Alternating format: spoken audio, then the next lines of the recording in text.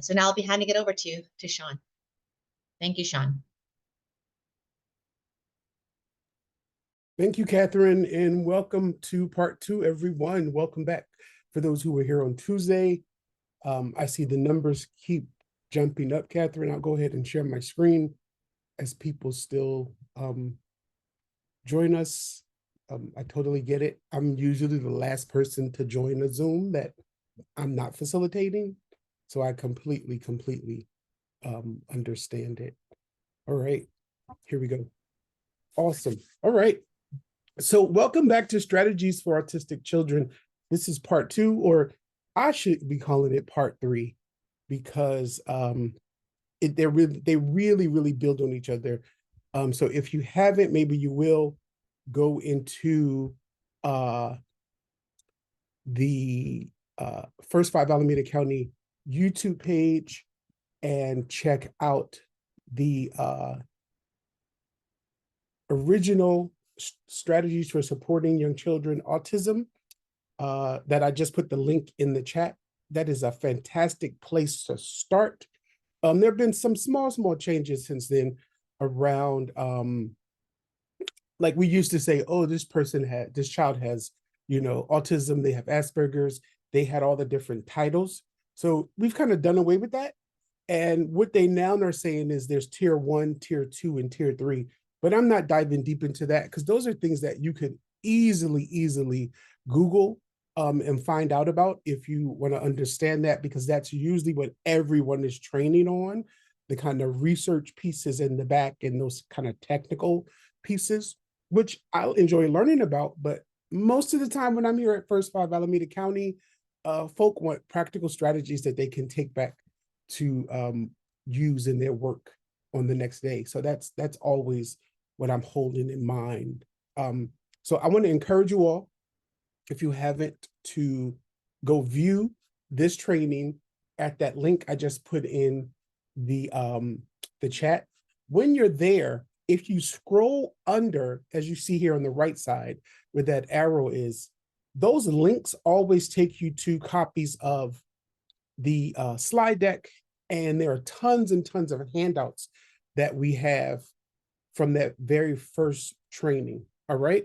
So if you haven't, I highly recommend that you take time to view that original one. And if you were not here on Tuesday's recording is already up on the YouTube page. Leah's really quick that way. So if you missed Tuesdays, you can go to their YouTube page and view it at your convenience. And I always recommend viewing it in 15 or 20-minute chunks, because that way people get to take little breaks and maximize the learning. I just put another link in the chat. That's the link to the playlist, all the ones that I've kind of facilitated over the last few years that are on their YouTube page. So all of them are linked there together, except for Tuesdays. I haven't put Tuesdays there yet. All right, so welcome to those who just came. We were reviewing, going through all the other PD sessions that we offer virtually that's on the website, and we're considering this like part 3. What's there is part 1 and part 2, even though they're separate, and we're considering this like part 3. All right, but there should be a part 4, 5, 6, and 7, and I'm going to explain to you why as we go through today's session. All right, I'm Shawn Bryant. I'm going to be your facilitator on this learning journey. I've been doing this work, almost 35 years, but if you see me in 5 years, it's still going to say 30 plus. If you see me in 10 years, it's going to say 30 plus, because I'm not updating that number anymore. All right. These are just some things that I carry into the work of early childhood education and child development that are important to me. They show up in my training, they show up in my consultation, they show up in my coaching, and everything that I do. I still do this work after 3 decades in the hope of supporting adults who care and educate our young children in different settings, different places, and different spaces. And I take it seriously. I enjoy it tremendously. I'm proud of it. Sometimes it challenges me. It's frustrating. But I figured out ways to always renew myself through my mentors and my colleagues, or even sometimes just taking a step away. And I do that because I firmly believe that when we afford young children opportunities to develop from the inside out, based on the interactions that we have with them, that is the number one way that all children, regardless of their circumstance or situation, can become positive, productive citizens. And I'm a living witness to that, from having my mom, my dad, my grandmoms, my uncles, my cousins, who all poured into me in early childhood. And I know that it was their pouring into me in a variety of ways, which is why I'm here today. So our role and responsibility that we have, regardless of what it is, we all can do that for families and for children. And today our focus and spotlight is on young children on the autism spectrum. All right, so if this is your first time, formally, I'm the director and principal consultant with YesToECE. It's my own training, coaching, and consultancy. Used to be Teaching Excellence Center, changed the name. My second large role is director of adult learning, social impact, and evaluation for the child program at Yale University. I went ahead and created our virtual agreements again, but we definitely want you to engage with us. Opportunities to unmute. We don't block you from unmuting. We just ask that you pay attention, and that if you unmute and have a question, that your question pertains to what we're covering. If not, we will have today some points where I'll stop and we'll have question and answers. Okay. And for those who weren't here yesterday, this session is connected to part one, but this one really brings a lot of my decision to go back into the preschool classroom, and the number of children that I had who were on the autism spectrum, who had diagnoses, who had IEPs, and just the community of learners. But these children that you see on the screen forced me to learn and grow and to pull tools out of my toolbox that I forgot were there. They taught me more about myself and taught me about them. They made me remember the strengths that I had as an educator, and they situated me on the truths of early childhood and the reality that as much as we have coaches and consultants and all of these fancy titles, and I'm one of them, that the real truth as a preschool teacher was that nobody was coming to help me. So I had to go at it, that I had to go at it. People showed up. My coach showed up with his Dunkin' Donuts and he wanted to talk about his two sons. And he clearly got that it wasn't working for me. So they switched coaches. But I share that because while people showing up to help and support, not to do my job, but to really be a thought partner, that's oftentimes not happening. That people show up and they want to tell people what to do instead of thinking with them. And I had to figure out how to think differently about having so many young learners who were specifically on the autism spectrum. All right. And out of that, in terms of me being reflective, I went back to this notion of, in early childhood here in 2025, if you think that you are just an early childhood teacher, an educator, a practitioner, caregiver, whatever you call yourself, you are telling yourself a lie. That no matter where you are, and there are people across the country on this Zoom, we are all early interventionists. Not just the people who have that formal title, but because there's been not just a shift, but a complete change in who children are and how they're showing up and what their unique needs and capabilities are, we've got to make ourselves ready for that.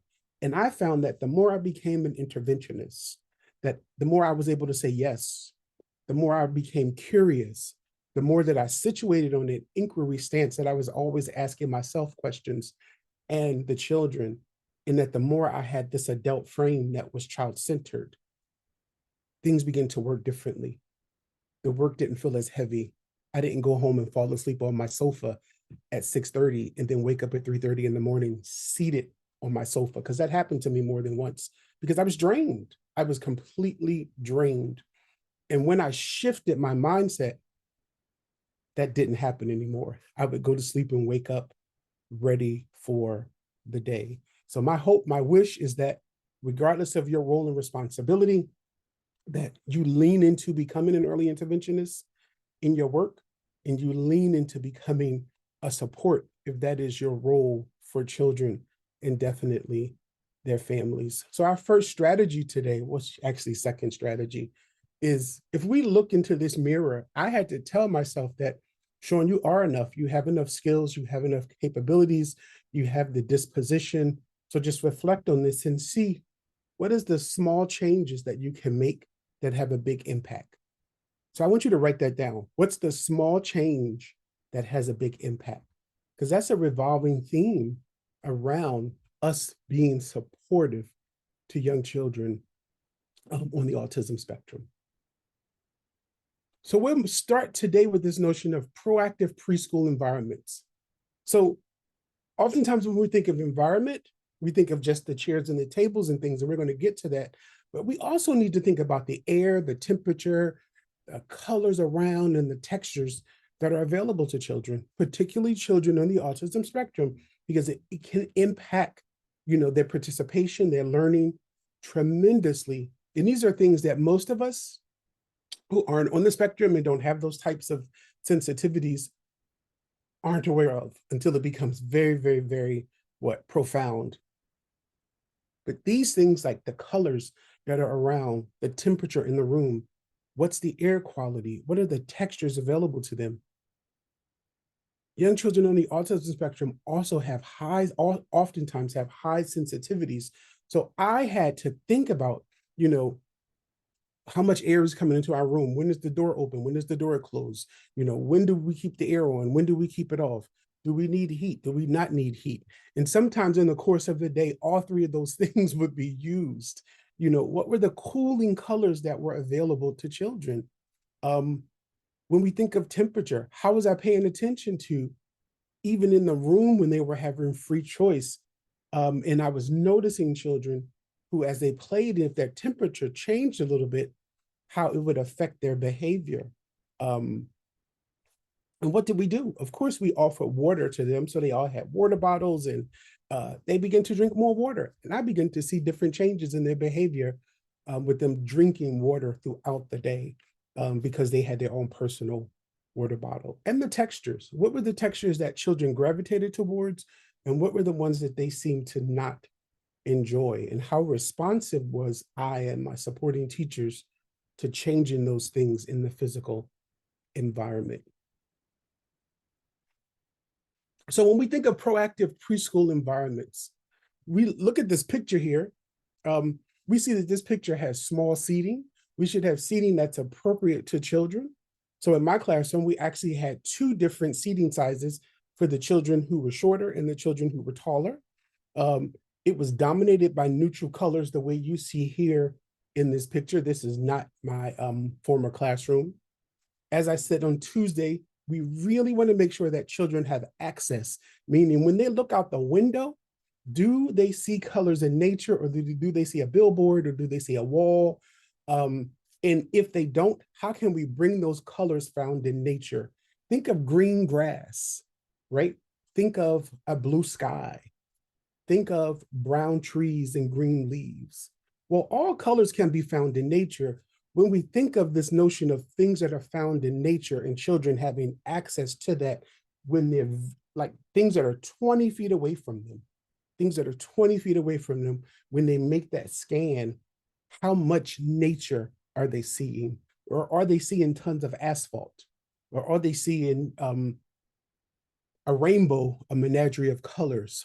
All of these things affect children on the autism spectrum tremendously. And because it's happening on the inside, as adults, we often miss it, okay? We talked about on Tuesday this notion of how organized are your shelves, that young children on the autism spectrum crave and desire organization because it brings this level of predictability. And we talked about the designing of your shelf can be ultimately supportive and an observation tool for you to assess. So for those who weren't here on Tuesday, we talked about if the shelf, has 3 rows, the top shelf should be the easiest, the middle shelf should be a little bit more difficult, and the bottom shelf is where our heart is. So think concrete to abstract. We place things from the left to the right and the top to the bottom. And we add pictures so that children know where things go. You know, I taught my children everything in this classroom has a home. And if we don't know where it belongs, we create a home for it, right? And when we create a home, they knew that it meant we take a picture, we kind of tape that picture or laminate it, put it where it belongs, and then we find something for those items of that material to go in. Or if it's large enough, we put it on the shelf or maybe beside the shelf. But they knew that everything had a home. And the more that they internalized that, when I brought new materials in, they would say, Mr. Shawn, we need to take a picture of it. And I would say, yes, we do. And then before I could move on, someone would say, take out your cell phone and take a picture. And I would find my cell phone and oftentimes let them take the picture. And then they would remind me, which was wonderful, that I needed to get the picture printed so that they can put it on the shelf. And that actually helped me to move quicker, because had I taken the picture, oftentimes it takes me 2 weeks to print them. But they involving them in that process helped me, right?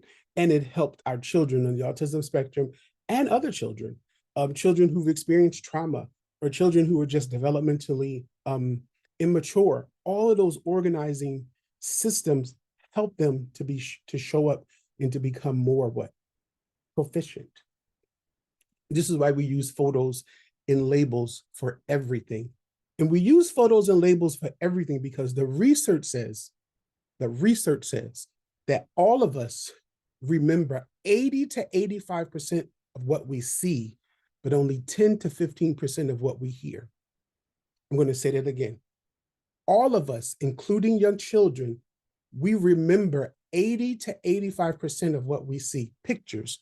I often say, those of us who drive, have you ever driven home and think, how did I get home? It wasn't just your sense memory. You saw the stop sign, you saw the red light, you saw the green light, but those visuals have been mapped in your brain so much that your brain knows what to do.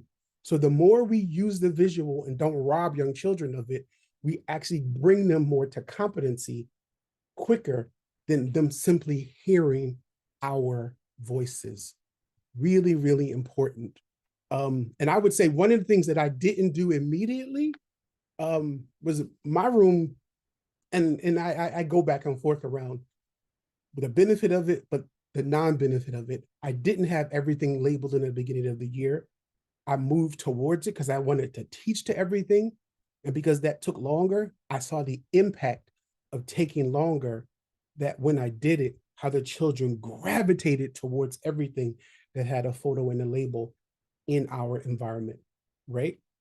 Their photos, they moved their photos from a dry erase board from at home to school. They all love doing that.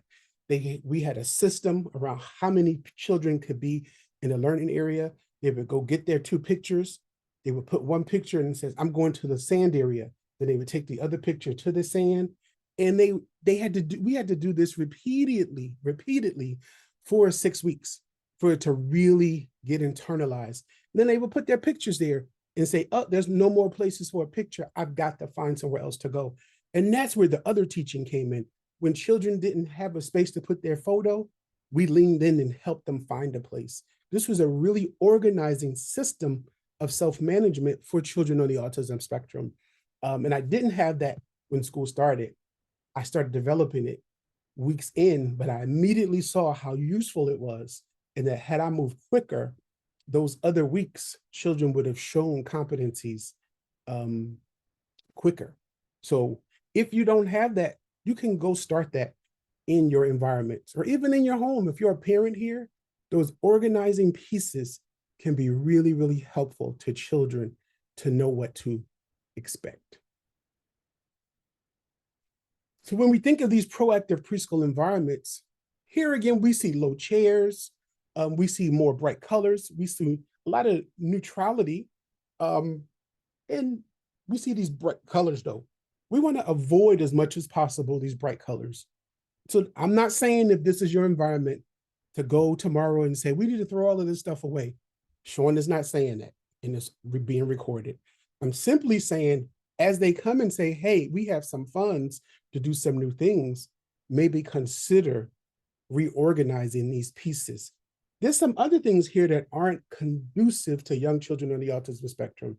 Here, compared to the other slide, all the children are grouped at a very large table. This can really be overwhelming for children on the autism spectrum. Here's where they oftentimes will start stimming. They may refuse to sit, and they oftentimes won't be able to communicate. There are too many little bodies here for me. I'm hearing too much going on. I don't want to sit by this person. But what we see is their body reacting to it. So as much as possible, you want to have smaller groupings.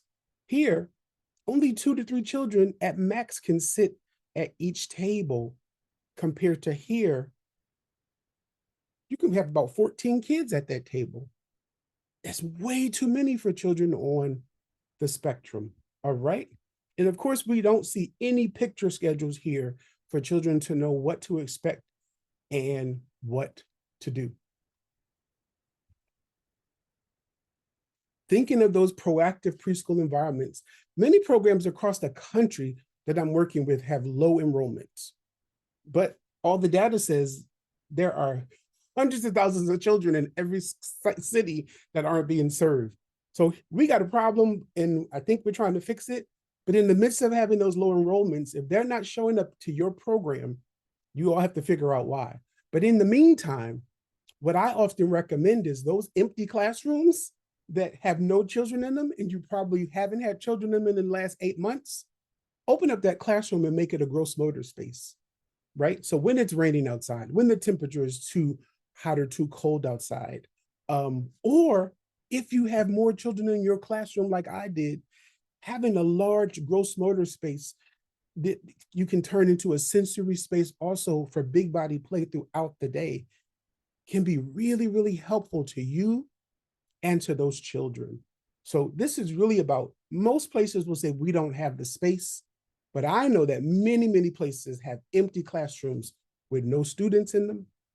Rearrange those rooms and turn them into a great sensory motor, gross motor space to help your children on the autism spectrum. And this is really good for most children, all right, to be able to move their bodies throughout time and space, and to be able to move their bodies first thing in the morning.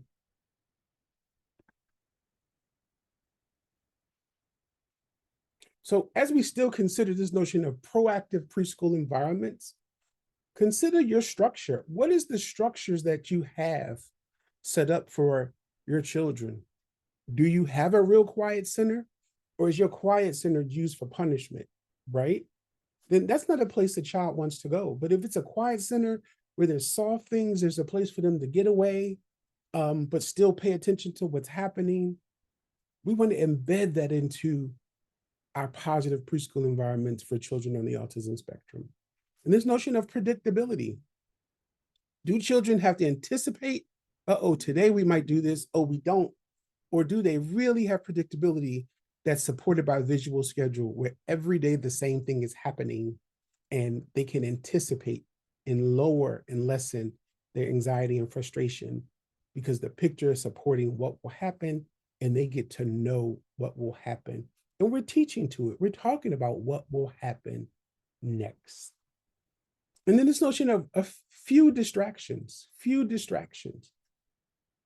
When we're teaching in small groups and large groups, even when children are engaged in free play, how often are they distracted? Or have we removed those distractions? One of our distractions was the system for monitoring that they got to monitor. 5 friends can go into the block area, 4 friends can go into dramatic play, 4 friends can come to the sand table. Most of our areas, 4 friends could go to. 3 friends can go to the social emotional space. Then I reduced it to 2 because 3 was too many. 4 friends could come to the math area. 4 friends could go to the art area, and 4 or 5 friends could be in the literacy area, and 4 friends could be in our discovery area, right? So they got to pick where they would go. And in that, because they monitored, it was a way to lessen the distractions. And of course, we use the picture schedule. So some teachers think teaching with their voice or some parents think teaching with their voice is the most effective way. The most effective way is to use the picture and support it with our verbal words. All right. So if you have to use the picture, support it with the verbal words. It's not the other way around. I'm going to use my voice to teach without the support of a picture. And when we've used those two together, we've seen marked improvement in children over time. So what do you mean by over time, Shawn? So again, all the research that tracks this has found that historically, children who are on the autism spectrum, children who didn't have a lot of, adverse childhood experiences, children didn't have a lot of things in the way of their development, it would take about 4 weeks to see change. That's pretty much a month. If I come to school Monday through Friday, most months, that's 21 days of contact. If we're consistent, right? We know that children who have slower developmental timelines, children who are, on the autism spectrum, that 4 weeks or those 21 days don't work. It often takes 7 to 12 weeks. So our intensity can't wane. We do it, but we do it longer. For those who were here on Tuesday, you heard me talking about Naris, that where the other children had gained in 3 months, it took him 12 months to get there. And when he got there, I probably was the happiest person this side of the Mississippi. But I could have easily forgotten that his needs were different and that he was having multiple things going on, right? Those learning centers in our environments need to be well defined. So children need to know visually, here's where we play with the blocks, but we can move them. Here's where we use the art materials, that they know everything goes there. When we have well-defined areas, it's easier for them to manage themselves, even children on the autism spectrum. The other thing that I found really, really useful, and the literature supports it, is these visual timers. I ended up with sand timers all over my classroom. We had the 5-minute ones, we had the 10-minute ones. The 3-minute ones work best, I will say it, that shorter period of time that they managed. They turned it over, and when the sand came to an end, they knew that's when it was time to do the next thing, or when the sand came to an end, it's going to be time to clean up. And those are things that they could manage. They could turn it over, they could watch it, they could own it. It wasn't us as adults, hovering over them. But these all are some of the things that created our positive preschool environments. So before we move to the next slide, where we're going to get into, I'm going to do some activities. Back to structure. So I like to use Dan Siegel's 4 S's, that the structure that you present for children should really be used for them to experience the 4 S's. So Dan Siegel's research says that all children should feel safe, that even the children who are not on the autism spectrum, and definitely the children on the autism spectrum, should experience a sense of safety. And that's not something they always experience. The next thing they need to experience is the same way the other children are seen, they need to be seen positively in those same lights. This is close to belonging, that the environment should be telling them that they belong there. Then Dan's research says all children need to experience being soothed. Soothe is really his way of, I like to say, flow, that I can do what I need to do here, right? I remember when I was teaching, and it was Mother's Day was coming up, and one of the other teachers was really big on let's make stuff for the mothers. I was really not really into it. I'm not a crafty kind of art person. I like them to just make their own things. But I leaned in. I said, it's going to take not a lot of time. So I told her to put away the red and pink paper that she had, and I said, we're going to make something for everybody's mom. Everybody in my classroom had a mom that was in their lives, so it was relevant, right? I said, but you get to get up and pick the paper you want. You get to pick the color paper you want, and you get to make the design you want. So they had choice here, right? But this is this notion of soothe, that I get to flow the way that's most important to me. And then again, because I was observing, I learned a lot about particular children in terms of their capacities that I had never seen before. And all I said was, everybody's making something for their mom. If you want to write a message on it, you can tell, Mr. Shawn and Mr. Kaya the message and we'll write it. And they all wanted to write messages. But I noticed some things about two particular children who were on the spectrum.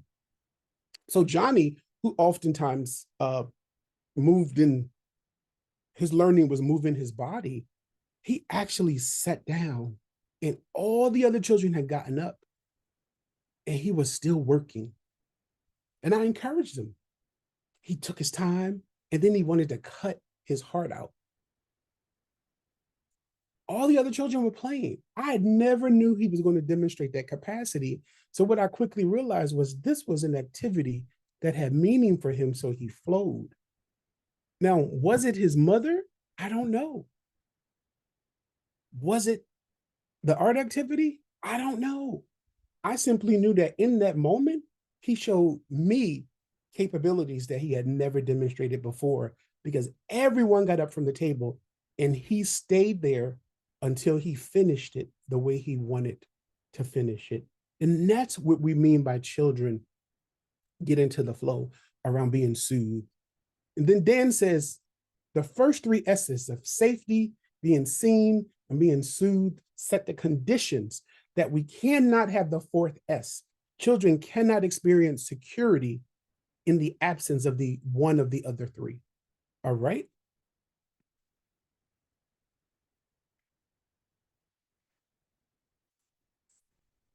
So our first experience is this notion of teaching young children on the autism spectrum, this notion of good morning.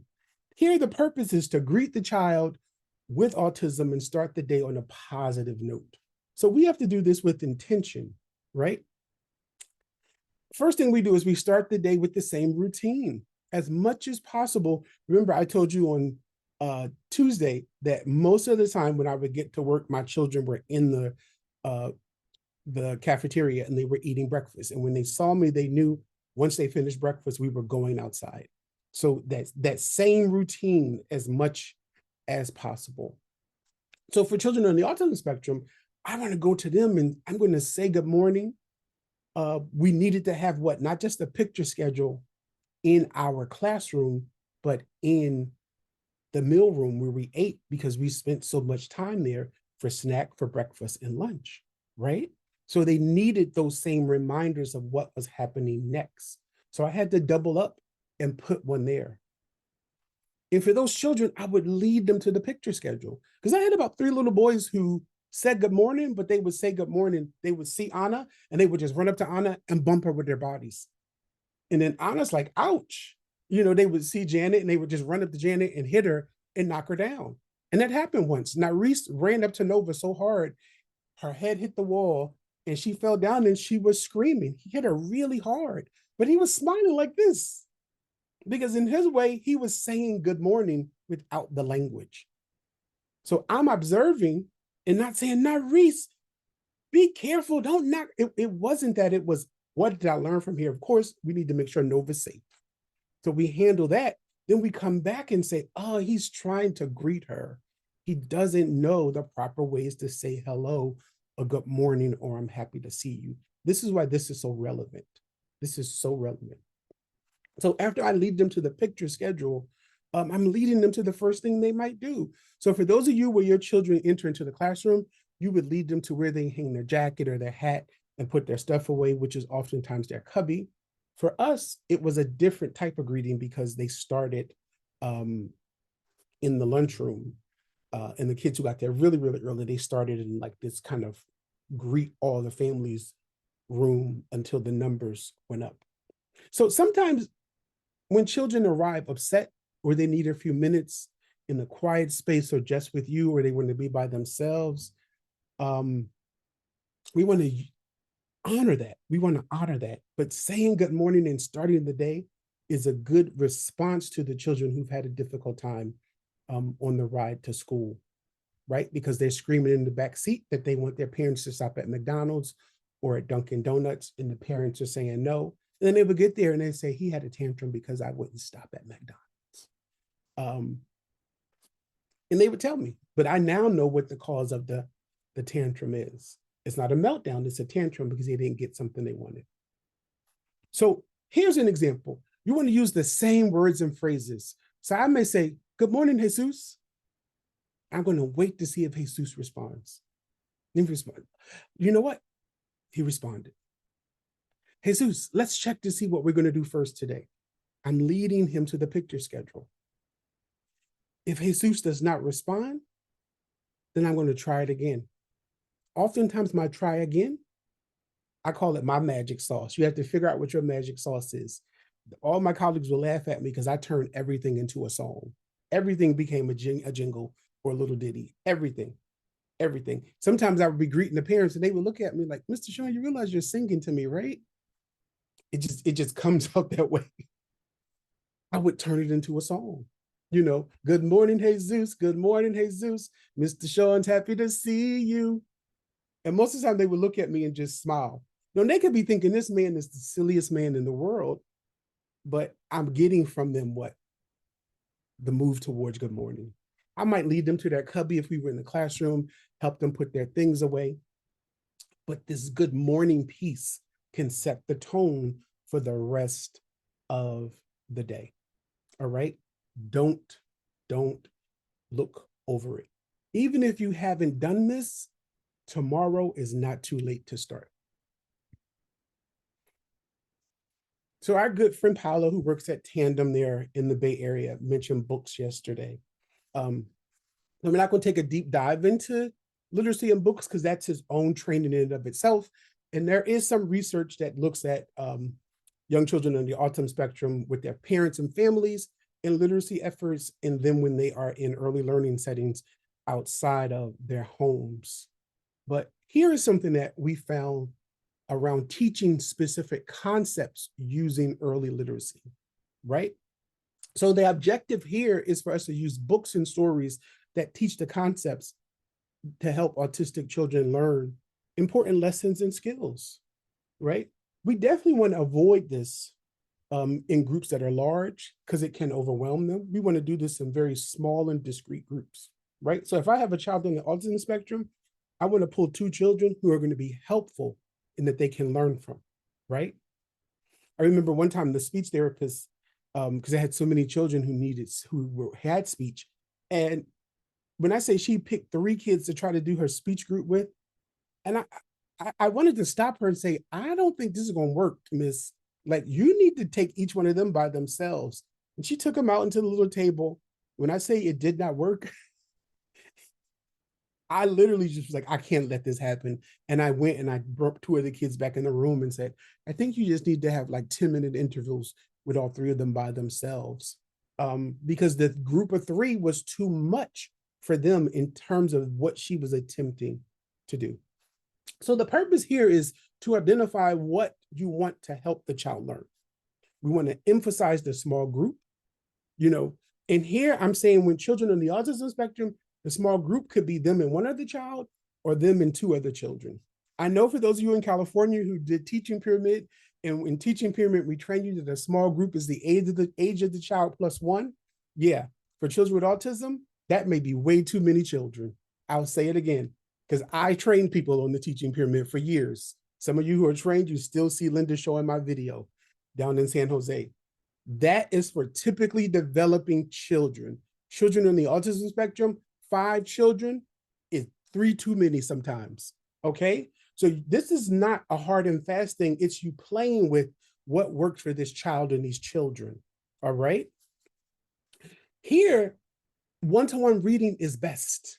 If you have the opportunity to give that child 3 minutes, give him the 3 minutes. And this is really important. I want to really emphasize this because the pushback we usually get from teachers, right?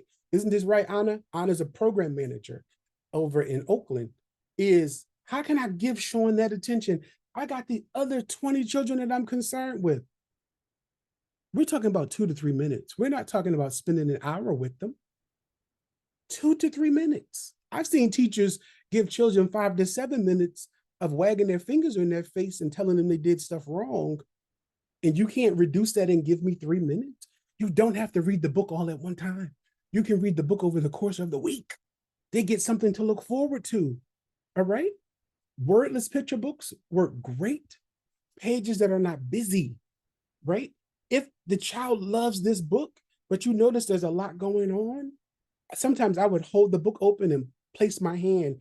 If there were like too many flowers and things on the one side, to remove that from their vision so they can focus on the other pieces. Even if there are words, you do not have to read all the words on the page if you're attempting to teach a concept. All right.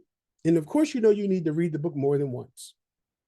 We want to start by showing children, we're talking about really children on the spectrum here, the aspects of the book. Some teachers teach, you know, the front of the book, the spine of the book, the back of the book, and they sing the little jingle, the book, the cover of the book, you know, the back. Then they do the author. It's a whole thing.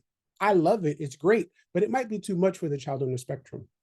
You might want to just say, this is the front of the book, and this is the back of the book, and not talk about the spine just yet as introductory, right? Or you might just want to say, this is the front of the book, and not use the word cover. It may or may not work. You're experimenting to find out what works. And then when you go through the book, you might want to talk about what's in the book and show particular pages before reading it from first page to last page. This way, you're calling out the concepts in the book. And if you really want to integrate it, you want to make sure what's in that book is showing up in at least 3 of those learning centers as activities to reinforce this concept for children on the autism spectrum. So I pulled out some books that should be really familiar to most of you. And these are books that teach specific concepts. So what I didn't do for this session was pull out books that were specific to children on the autism spectrum, because that's a whole new genre of books that's popping up everywhere. You see one behind me, I'm Just a Kid. This is actually by a colleague of mine, Shawn M. She wrote the book during the pandemic. Her son is on the autism spectrum. And what's in the book is her sharing some of what they were learning at her home, having one child on the autism spectrum. And I think it was one of the ways that she resourced herself. She did a Head Start training with me, and I got to know her. She did Mind in the Making to become a trainer, and I was the facilitator. And she shared it, and I bought the book, gave it to everybody, and I read it, and I actually like it. So you'll see a lot of these books that are specific to children on the autism spectrum. Read them first, then make sure they're appropriate. Read them first to make sure they're applicable to the children, and that the concepts aren't too hard or too difficult, or that they're not enforcing something that we don't want to enforce or have children learn or understand that may or may not be appropriate, because just because it's a children's book doesn't mean it's written well. I'll say that again. Just because it's a children's book doesn't mean it's written well. There's one publisher out there who I won't say their name. They pump out a bunch of children's books, and every time I read them, I find at least 3 pages in the book that are beyond problematic for me. Okay. So as you see here, we have the book and we have the theme. So for those of you who are those, project-based people and that themes are bad, let me give you some real science. A project is simply a well-developed theme. I'm going to say it again, because I know what I'm talking about when it comes to early childhood. A project is a well-developed theme. You're going to see people, many of you have heard it, we don't do themes here. Fine. But the theme here is what we want the child to walk away with. How that's expressed becomes your curriculum. If you're using emergent or project, high scope, one that you created that's homegrown, the research actually says we're all doing, a poor job, but that's another training on another day around how we implement curriculum. But here is just ways for you to see this book has this theme, and this is what I want to teach this particular child on the autism spectrum. All right. So Paula, I know I saw your name here. I didn't wait till the end today. Here's another book by an author.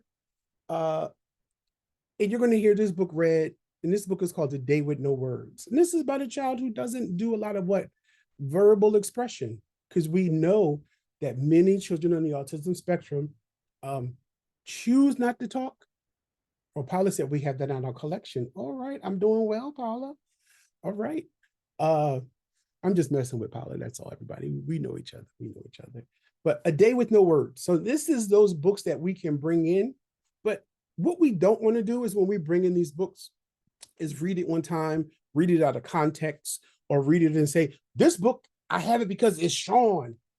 Let me tell you, kids already know. They know whose behavior is a little different and whose behavior isn't.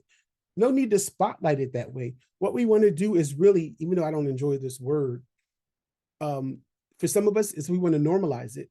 Or the more appropriate word is we want to make sure all children belong and we're using the right tools to help all learners in our community feel anchored and secure that they belong. All right. So I'm going to press play and we're going to get to hear A Day with No Words.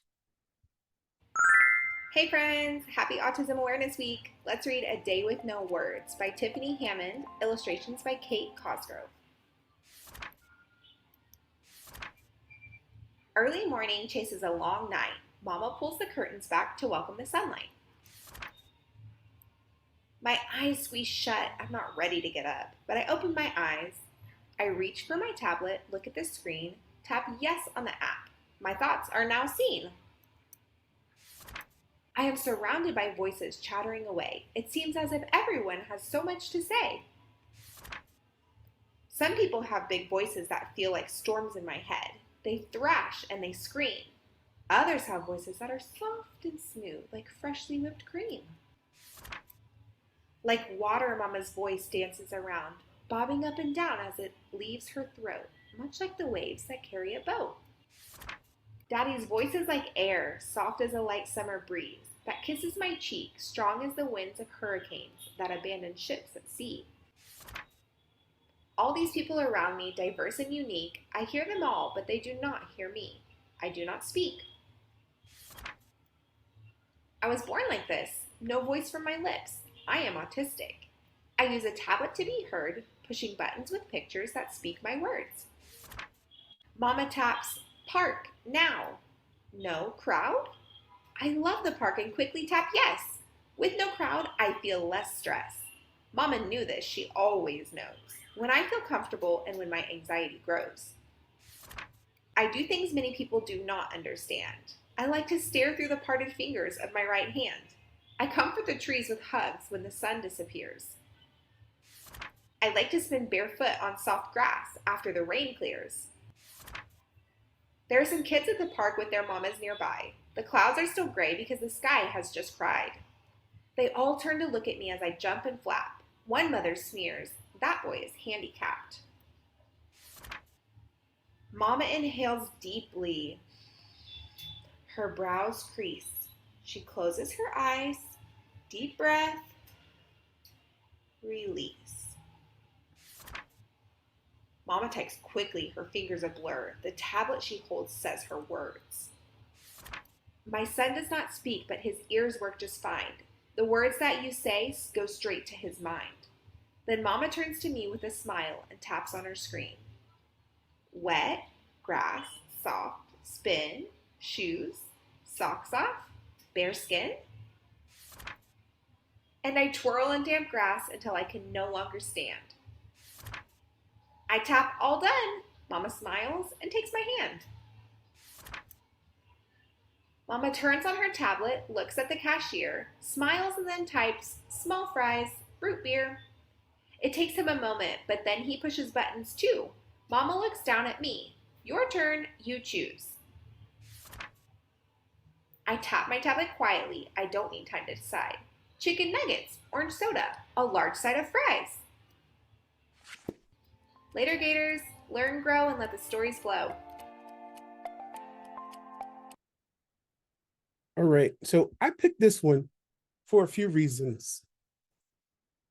I love books that have sing-songy rhyming tones to them. I think children lean in. This book has vivid colors. Of course, she's reading it way too fast. And remember, I oftentimes lean in with never the intention that I'm going to finish the book in one setting. I do that intentionally now. Now, 25 years ago, I would have thought I have to finish the book. That was my intent as the adult. Now, sometimes I get to page 4 and the children are talking about everything on page 4 and they spend 8 minutes in conversation about page 4. That's more important. So we're noticing what's there to pull them in. So when we come back, boom, here we have more to build on. They actually used a word in this book that I actually don't use. Did anybody hear the word? You can put it in the chat or you can unmute and say it. Did you hear the word that she used that made the mother mad? Winona said the H word. That's right, Natasha. That's right, Joanne. She used the word handicap. Now, that word is offensive, which is why the mother got, triggered, and she had this very, I think, appropriate response.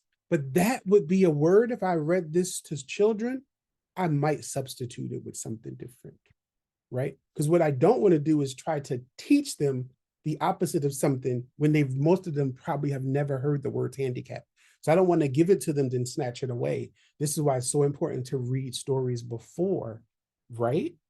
So that we're not giving them those prejudices and those stereotypes while the book is aiming to respond to that. And I think it's a wonderful book, but this is why I say it is so important to read it, and oftentimes read it multiple times to catch those pieces so that you can then decide what's going to be your replacement, right? Anything else you noticed about the book?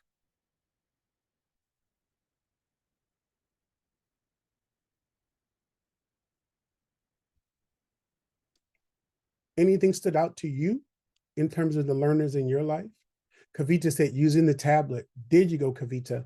Definitely. I had 2 children in my classroom who were assigned tablets. So Asher was actually born, I don't want to mess up the title of what his formal diagnosis was, but when he spoke, it sounded like he was underwater. That's the best way I can, and Asher fully participated. And what I really loved about Asher was Asher showed up and you couldn't tell Asher that you didn't understand him. He never bought that. Like, his own constitution was, I'm here, I can articulate, I'm a part of the group, but it was hard to sometimes hear him and understand him. And he had a tablet. He had a tablet that he didn't like to use. He would use it, but he would use it in all the ways that his therapist didn't want him to use it. So I didn't say, Asher, get your tablet, Asher, get your tablet, Asher, get your tablet. Because he would get it and then he would look at me like, oh, like, this isn't what I want. I'm telling you what I want. So with Asher would work, even though he had a tablet, I would hold his hand and say, take Mr. Shawn there, tell Mr. Shawn what it is. And he could walk me to what it was. And then I would name it for him with clarity. And he would most of the time repeat what it was I said. And this was how we built some of his language in the course of our classroom. The colors, Jesus said, yeah, definitely. Another part is this notion of making new friends that we know children on the autism spectrum struggle with. Here, the focus is learning how to meet new people. Because that's something that, if you pay attention, most children on the autism spectrum struggle with. You definitely want to alert their family and their parents about what you're going to be teaching and introduce. You want to start by reminding the children that we introduce ourselves when we look at them. I recommend creating cue cards with the name and the prompt of what it is. With their name in the prompt. Explain the purpose of the cue card to the child and children. You want another child to come help them practice, right? And you want to sit and practice multiple times. And you definitely want to practice on how to wait. So I'm actually reminded of a place where Anna used to work. This is a play entry skill. Anna, I think it was your class that you all had brought it to a coaching meeting. Anna's gonna be like, Shawn, stop telling all my business. But there were 2 little boys who were on the slide. One little boy was standing at the top of the slide and he was looking down. He didn't want to move. He was just looking down. The other little boy wanted to go down the slide. He noticed him standing there and he kind of just pushed him out the way. Not aggressively, he kind of just moved his body so he can go down the slide. The other little boy went home and said, he pushed me. It became a thing. I come in, they're sharing it with me. I hear it experience something completely different. It wasn't violent. It wasn't aggressive.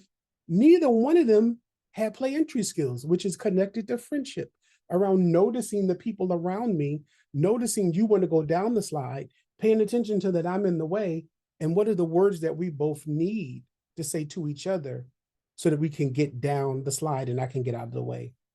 So this making new friends and teaching children entry skills in the language and practicing with one or two other children is a fundamental skill that I want to encourage you not to skip over.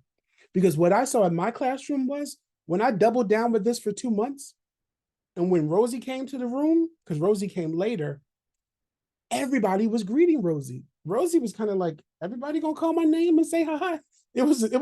She wasn't used to that, but they had been in many ways trained as an expectation to greet people and to be friendly when new people came into our classroom.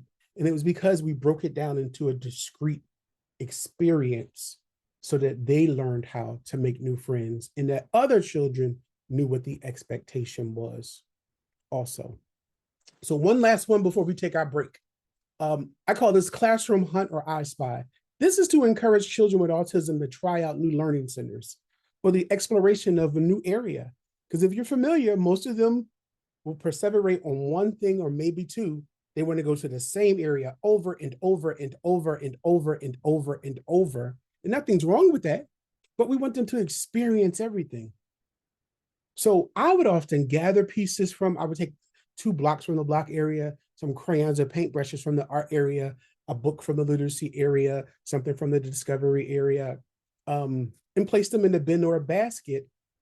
And then I would say with 2 or 3 children, remember, I always want whoever my target child or the 2 target children are, I need someone whose competency is a little bit above theirs, because they're going to learn from them quicker than they learn from me all the time, right? Then I'm going to tell them I need them to put things back in the centers. So I would pull it out and say, here's a block. Where does this go? And if they point to the block area, I would say, oh, it looks like you're pointing to the block area. Would you like to put the block back? And I'm using their names, but this notion of we're experiencing that the whole time. I start that way, right? Then we get up and over time, not all at one time, we're going to go to the block area and we're going to talk about the block area and some things that we can do there. This is 5 minutes. It's not 15 minutes. This is 5 minutes. And oftentimes I would do this while everyone else is what? Washing their hands, getting their pull-ups changed, or eating lunch or snack when everybody else is engaged and they either finished or I held them after they woke up and we come later. You figure out what part of your day works for you, but really helping them understand the learning areas, what's there, builds their competencies and their skills because they now know what to do and some expected behaviors there that they can build on. All right. So it's 2 minutes after the hour, but we're at our first Q&A. I see a bunch of stuff in the chat, Catherine. A few of them came privately to me. You want to take the break or should we do the Q&A and then take the break, Catherine?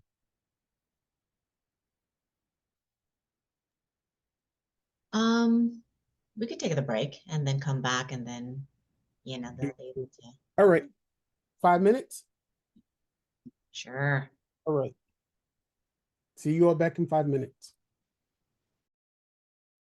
All right. Welcome back, everyone. Welcome back, everyone. All right.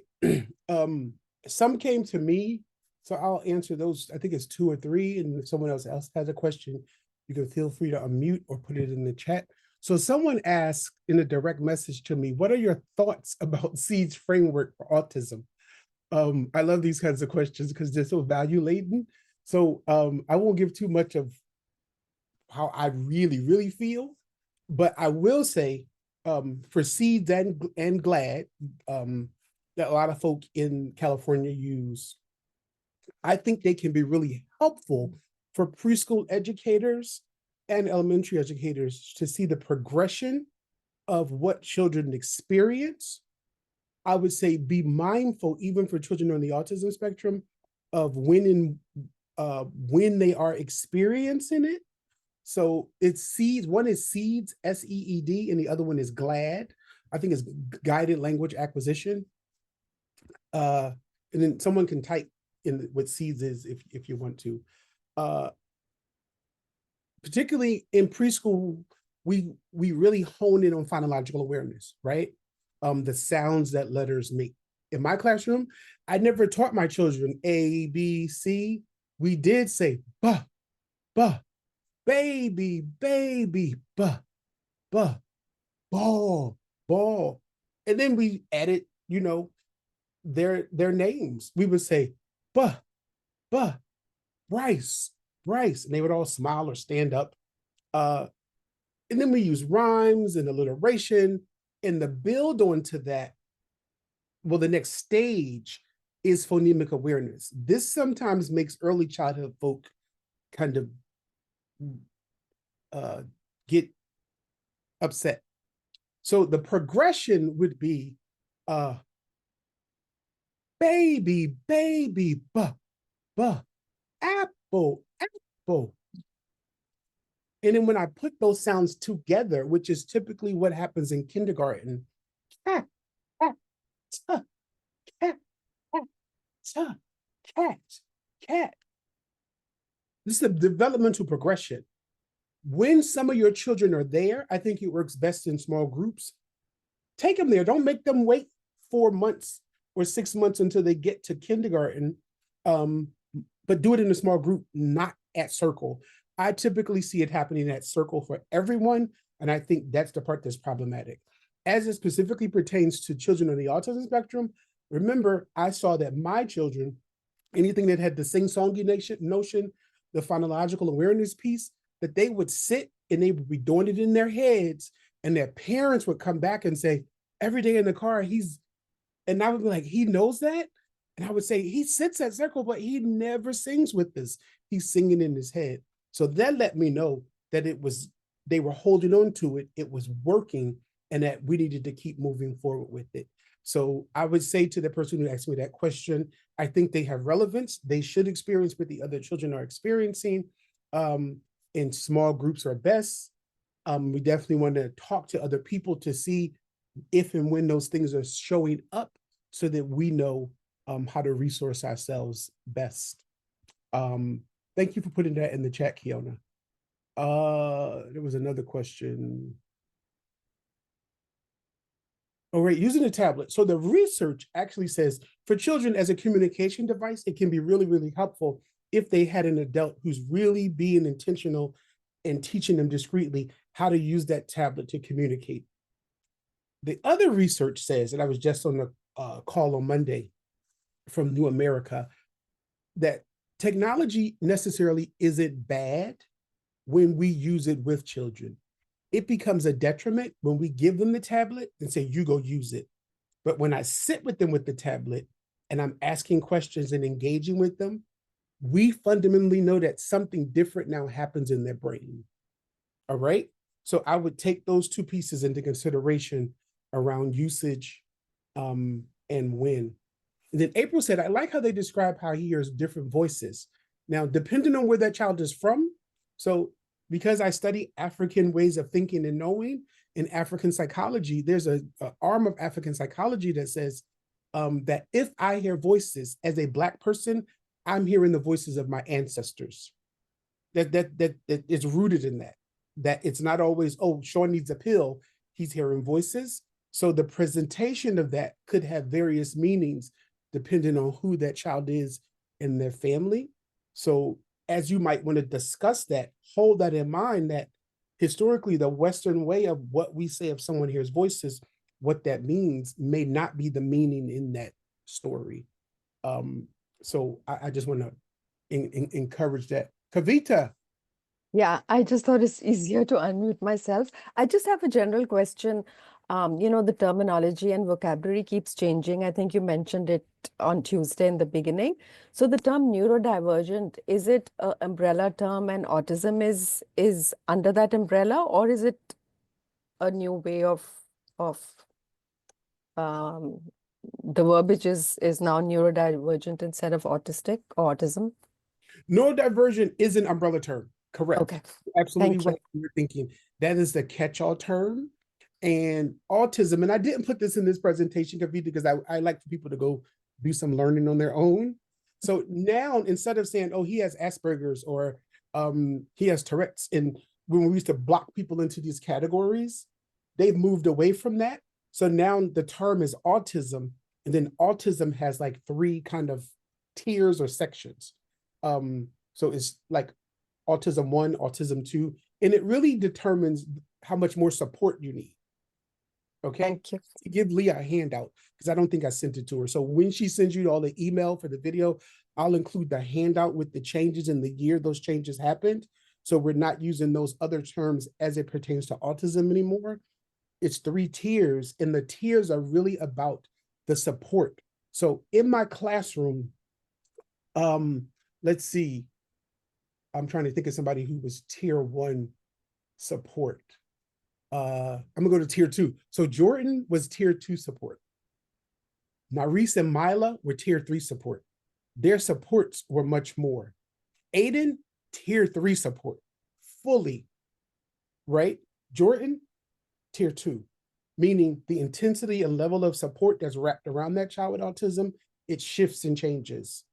So that's where we are now around the changes, Kavita. Thank you so much. Thank you for the question. Thank you for the brilliant question. Joyce says, how do you share that kind of research regarding technology and how it affects children and parents? Joy, so what I often do is I tell parents that they have choices.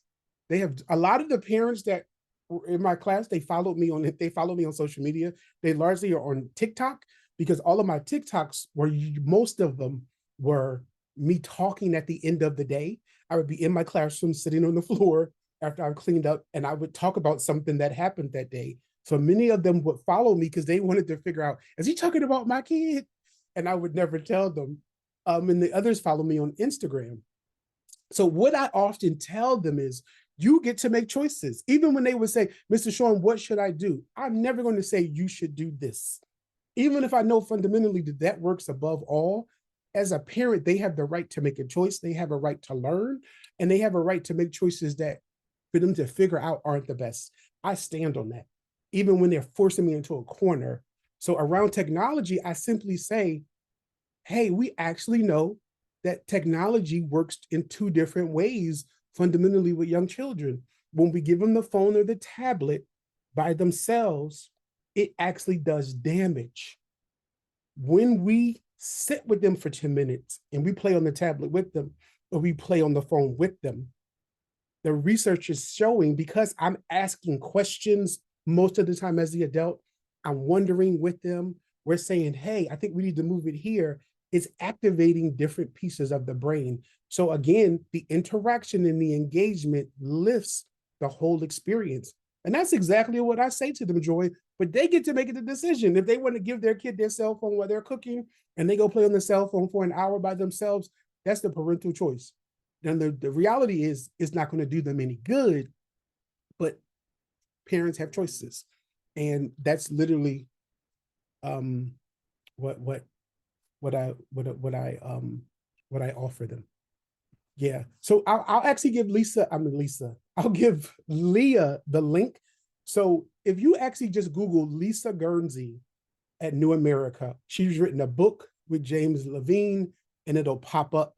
I think it's tip, tap, click, or clack, tap, tip, click, or something like that, Joy. But that's who it is. Lisa Guernsey, she's at New America. She was a journalist. Now her focus is on early childhood. And they just did a New America presentation on Monday around some of what we've learned about technology. And then there's a group in, I think they're in Switzerland or Dutch. that have done similar research with young children and technology and saw that the disparity exists when we give them the technology by themselves instead of with an adult. That's a whole nother training in and of itself. I know Catherine's like, Shawn, move on. That's another training. But thank you for the questions. So our next thing that we're going to lean into with a few activities is this notion of getting along with others and teaching children on the autism spectrum social skills, right? So this Something About Me is designed to teach a child to say something they like, right? If you actually paid attention to the pictures that when I was talking about why this is so important to me, you can see the picture on the right is actually Tariq's birthday. So he's standing up and he's walking around the sun, and I'm having the phone in my hand because I always mess up the song.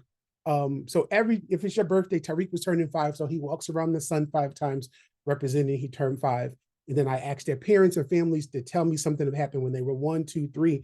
The parent can come and do it. Most times they would text me, and I'm reading what the parent says every time they make it around the sun, and I'm singing the birthday song. But if you look in front of Tariq, that's an All About Me board. We didn't do a week of All About Me. We did All About Me all year long.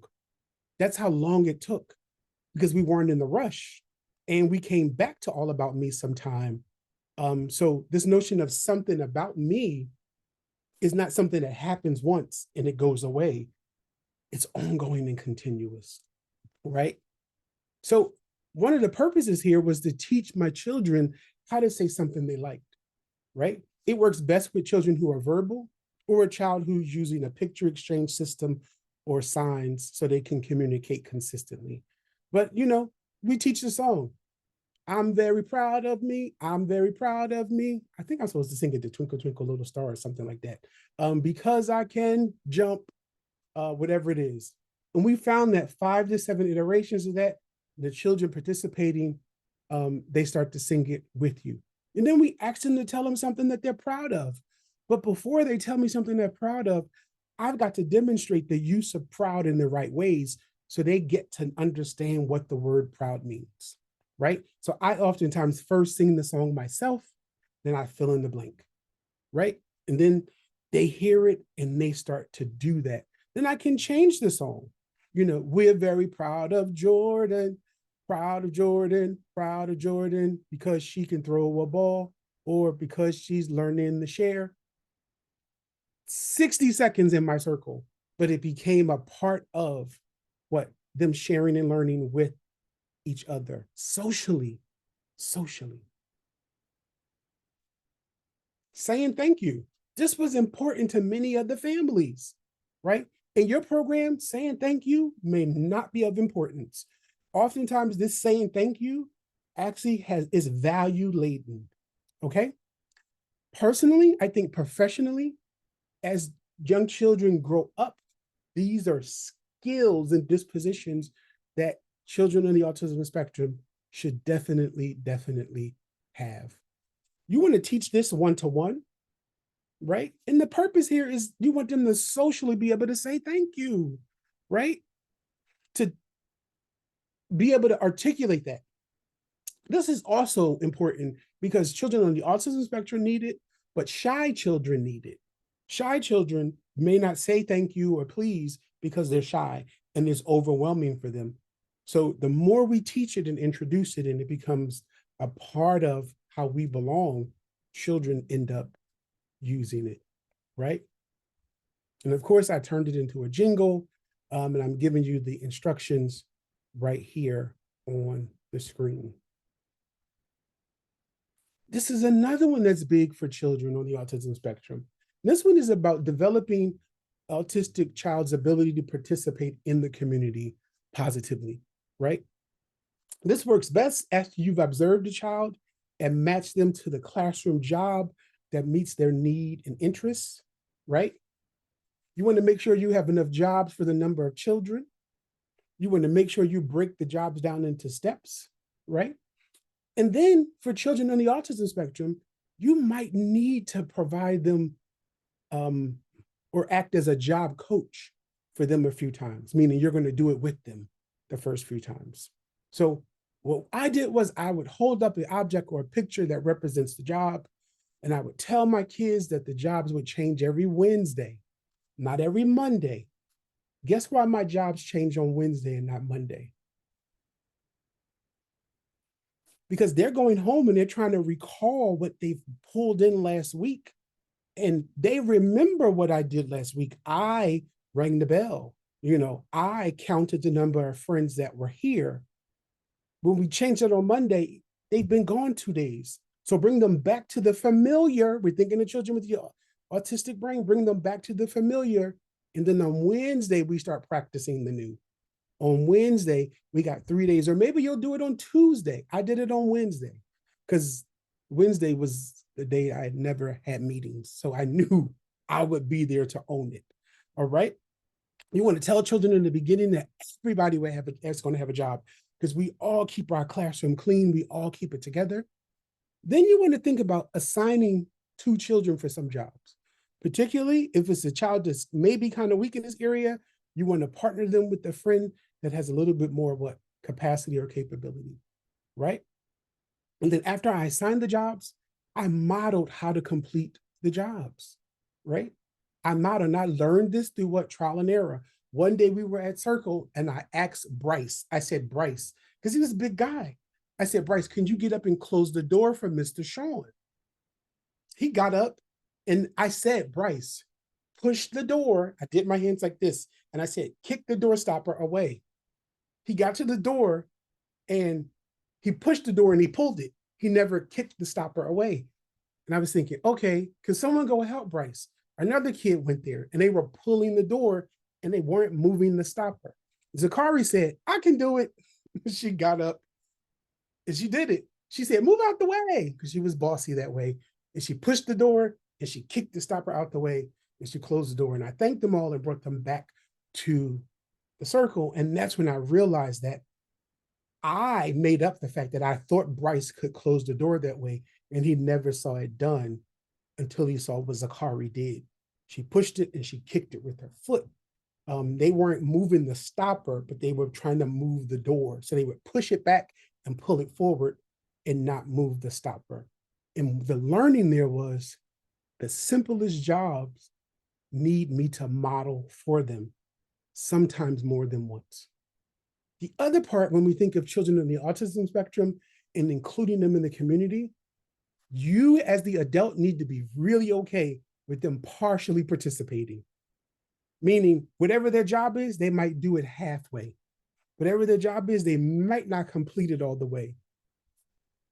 See partial participation as participation and engagement in that moment.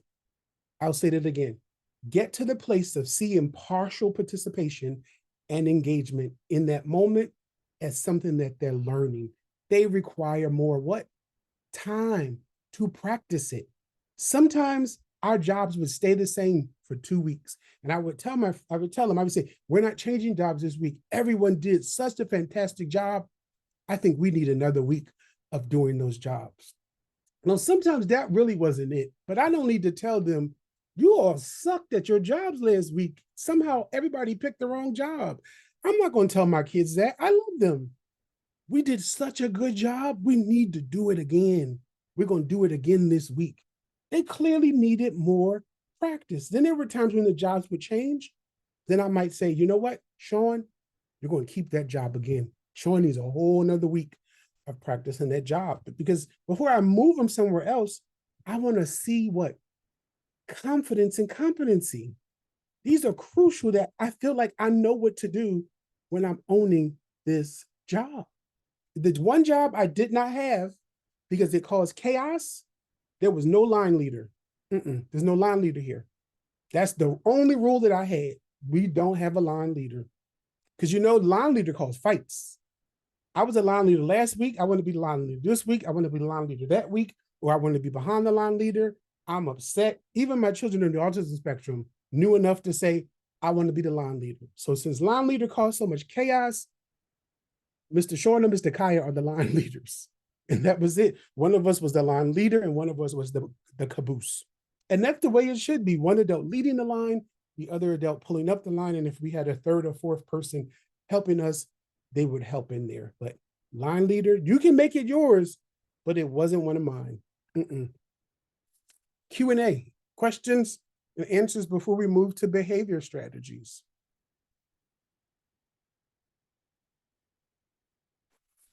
All right.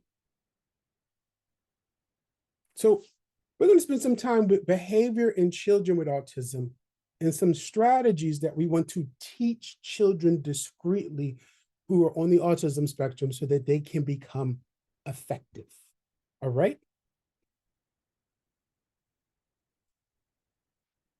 So this first one is we want to teach that child on the autism spectrum to use appropriate behavior and to communicate that they reject or wish to stop an activity. So for those of you who actually work in the classroom with children, or you're around them a lot and they're on the autism spectrum, you know that they have the ability to stop something and just walk away and not communicate at all. And this was about embedding the communication into the behavior that it's okay, but I need to communicate that I no longer want to participate in this activity, right? So here are the instructions. You always want to tell them that this is a free choice activity and that they can stop it, right? If they do so in a particular way.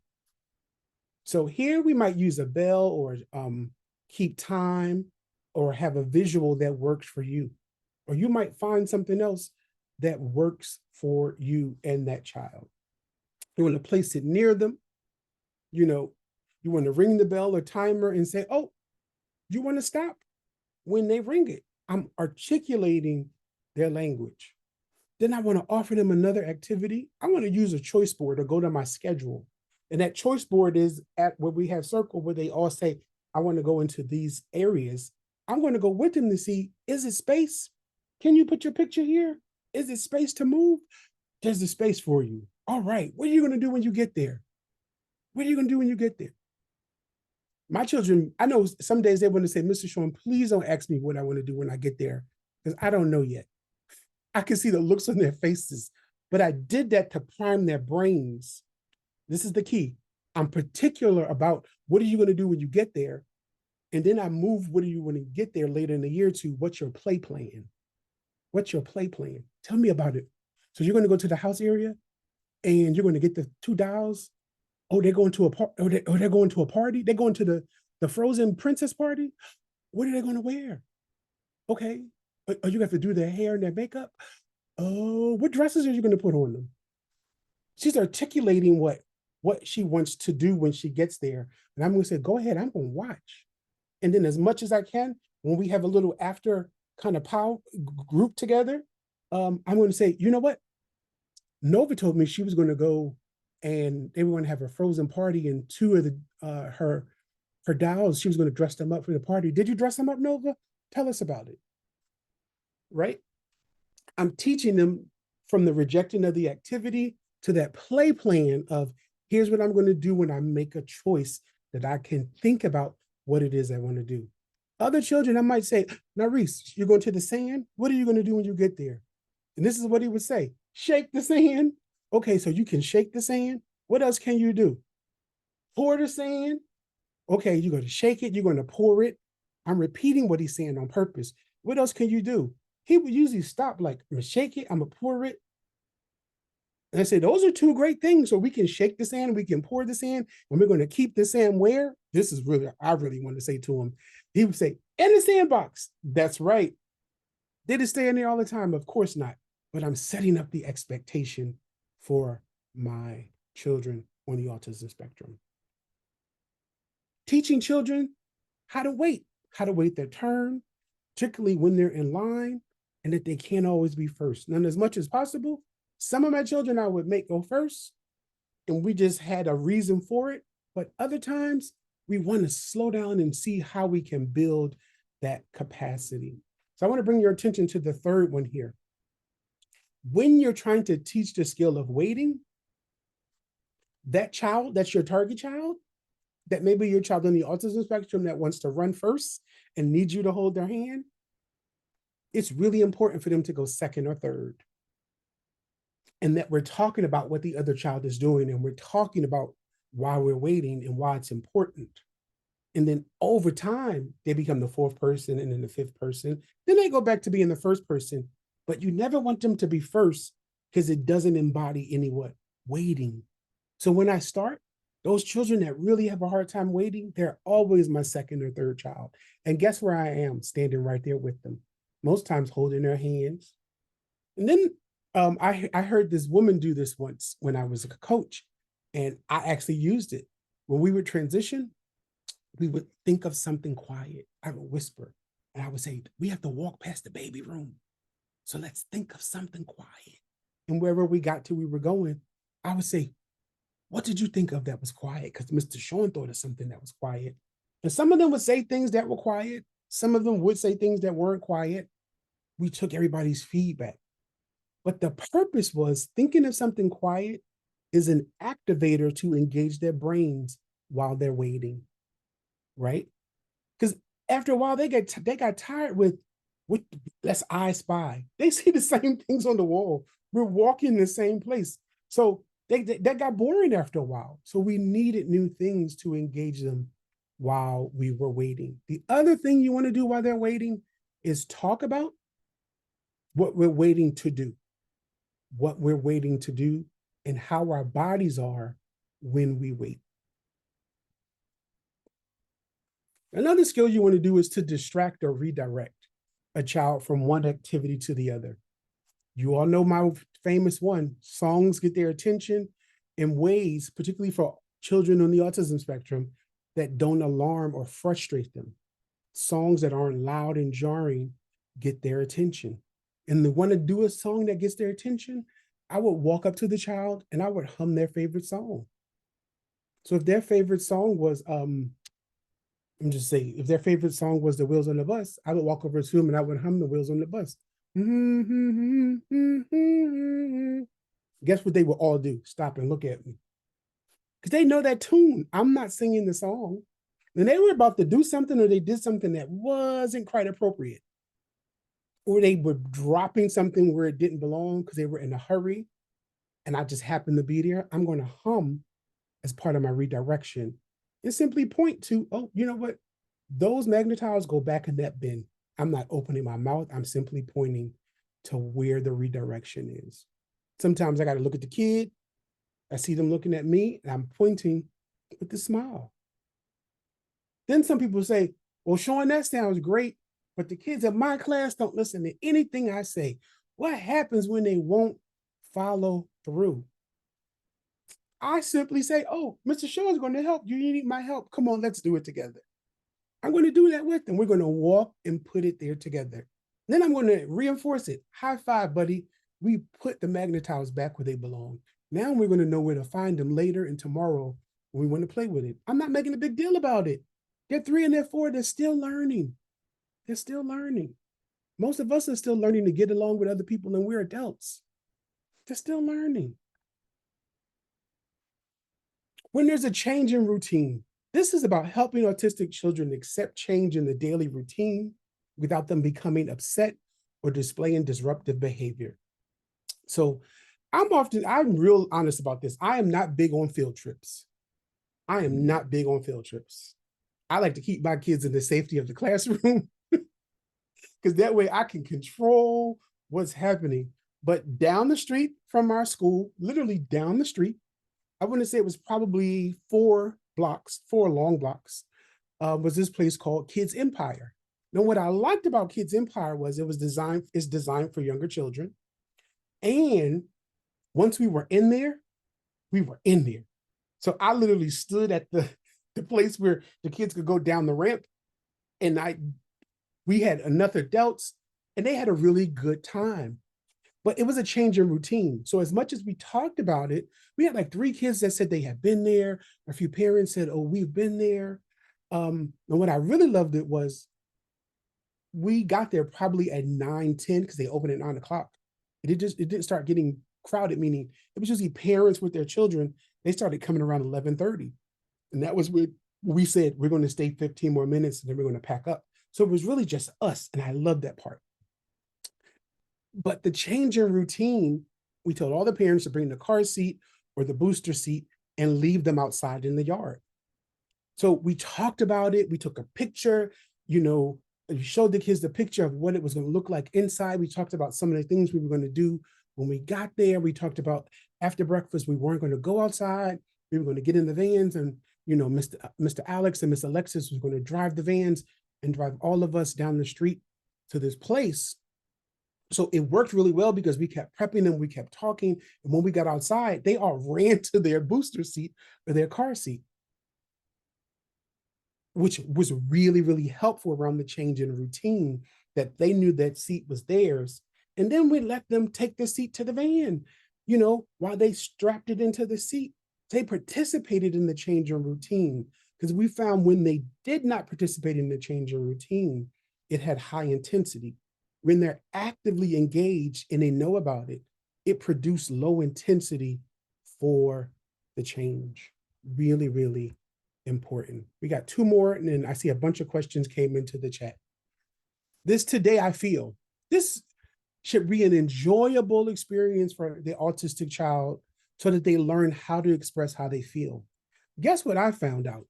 That the research says as much as adults who work with young children at home and at school are told the importance of feelings, most of us as adults have a limited feelings vocabulary to 6 words, meaning most of us can talk and we never say how we feel. So this part, as much as this one is for children, this is for us, because the scripting and the modeling around emotional vocabulary, it's very, very low for most adults in this country, particularly parents of young children and those of us who work directly with young children. So we've got to expand our emotional vocabulary so that we can model it for young children. Again, the intent here is to help the child communicate their emotional state, right? So you need to create some feelings cards. I say start with 2. I prefer the ones that have pictures of real people with real emotions and not the animated ones or the cartoonish ones. Some of you may already have these. They're in the cabinet or somewhere. Just go take them out and use them. Or some of you may want to do what I did. I like taking pictures of the kids that were in my classroom so that they saw themselves. But if that's not your thing, use what you have. You want to talk about those emotions on those cards. And then you want to say and show the card to them. You would say, this is a happy face. Let's make a happy face. And you might want to talk about happy and describe happy. It's okay to start with the basic. And then we want to move up progressively to more sophisticated feelings and emotion words. And then if you go down to that 5th check where it says teaching using 2-3-step process. So let's say you introduce happy and sad. You become polar opposites, right? So that 2-step process, after you introduce the cards and we hold them up and we make the faces, put them back down, I might then say, Irma, would you hold up the happy face for Mr. Shawn? All right, that's the happy face. Then you might say, Irma, would you point to the sad face? And if there was a 3rd one you want to build up, you want to come back to that as a way for you to make sure that they've understood the differences. And as much as possible, you want to reinforce feelings and emotions throughout the day. And our last big one for children on the autism spectrum is helping children solve a problem. Helping children solve a problem. This is about how do we assist the child with autism to answer questions involving behavior, right? And these are behaviors that we often see and observe. So one of the things that I did, and I had learned this activity years ago and I adapted it, I used sentence strips, and I would just simply tell children, we're going to play a game. And I would put the sentence strips, I would put the sentence on the strip, or the problem on the strip, I should say, and read the strip. I would have a few of them somewhere and I would pull it out of a bag. Then I would read it to them and say, what should we do? So here's the problem. I would say, John and Mike were out in the yard and there was one bike left that no one was using. They both wanted to use the bike. They began to push each other. What should they do? And I would listen for them to say, they could wait turns. They could, one could push it, one could write it and tell him when he was finished. One could go sit and wait and just watch him. And when he's not, they would say all kinds of things. But I'm helping them to get into this notion of we problem solve by encouraging them to talk about it before I would bring into a structure like the 4 steps to problem solving, which is rich. But with the sentence strips, I'm writing down problems that I saw them demonstrate. I bring it back to the larger group and I pull them and repeat this over and over and over because they're learning from each other around what are the multiple ways that we can solve the problems that happen each and every day.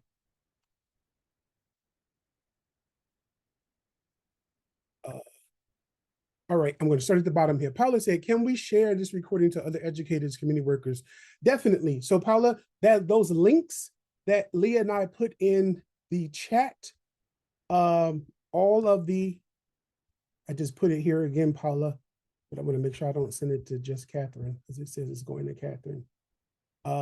You can share, it's on YouTube and it's free for anybody in the world to access. Jesus, the slides, if you go to presentation on Tuesday and then the one for today, when Leah uploads them, she'll upload the slides and any supporting handouts in the pane under those on YouTube, all right? And then if you actually are registered, what Leah does is she'll send you a link to the recording that pops up on YouTube and the handouts for those who are actually registered, all right? I believe the other questions to you, Leah, because they seem more technical as I move up. Someone said it was inappropriate to say autistic child. What did you say on this? Okay, so thank you. On Tuesday, I brought that up as an opening, so you could view that, but we also said that when we were saying, and I told people I would vacillate back and forth between the two, because I was trained to say a child with autism, but then what we started hearing was, we started hearing from people with autism, human beings who said, you all said that, and that they were saying, I am autistic. I stand on it, I affirm it, use autistic. So we're now vacillating back to hearing and being responsive to what people with autism have said around the use of the word autistic when we have moved away from that. So it's this ping pong language, which is why I really didn't lean into a long piece of those things, because we get caught up on nomenclature when in reality, children are waiting for us to do different things with them. So the push here was, here are the things that we can do reasonably with children. But thank you for that question. So Shawn, what can we do as a society to improve teaching therapy for autistic children in public school settings, especially at classes that are crowded, not specializing in working with autistic children? Michael, I would say advocate, advocate, advocate. The number one advocator for young children with autism is their parents and their families, because they actually are the number one people who get to make those decisions. Oftentimes they feel isolated and alone. So as much as possible, a family navigator, a family advocate, a teacher, someone, a case manager to go with them. I would say as much as possible on those IEP updates days, have people there who sit with the parent and family, having had conversations with them ahead of time, prompting them on what to say. I've done it. I would tell my parents, have the meeting here. You have it here. I'm guaranteed to be a part of it. Then I would say, you're going to say these 3 things, and then I'm going to bring it. You bring it up, then I'll do all the talking. Because I can't bring it up, but the parent can. I can bring it up. They're not going to honor it as much. So I prep the parent to what to bring up concerning their child. And then after they bring it up, and I say, yeah, I agree.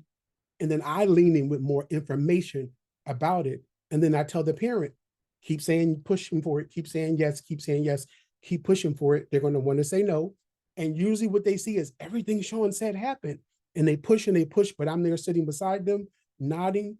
And then they ultimately can get the resources or support for their child. It could be as simple as, my child needs speech two days a week, not 1, right? And then it gets ignored. They call, make the demands. I give them certain language, like due process, that scares them because they know the next thing is, I'm about to sue you. So all of those are ways that I've learned how to support parents and families where they have to be the inroad, and then I come in or make sure somebody else is there to support them so that they're not doing it by themselves. I think it was one more question, Catherine, and then we'll move back, but it came to me.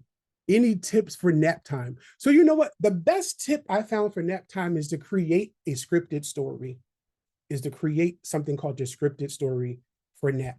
And at nap time, you want to teach children not just like we all need to sleep and rest, but when we go to sleep, we can dream. And when we dream, we can dream about being superheroes, Spider-Man and Batman, or our own hero. And then when they wake up, we talk about their dreams.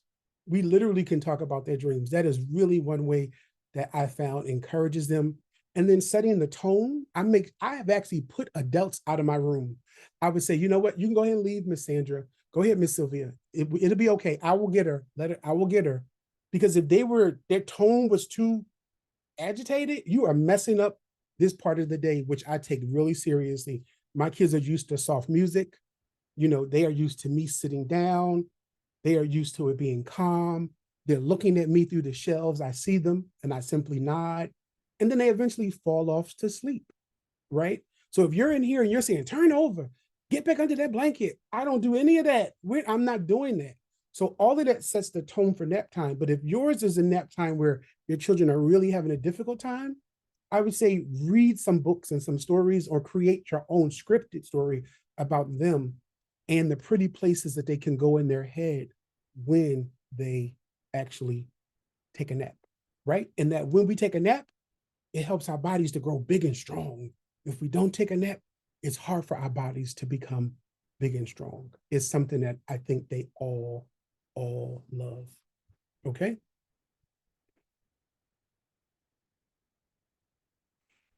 All right. Considerations. So we're coming to the end, Catherine. We want to think about these things. And then as you put more questions in, I'm gonna answer them at the end. So consider opportunities for your children to have big body movement. So I like to say we move first and we become still second, because traditionally we are still first and then we say, I might let you move.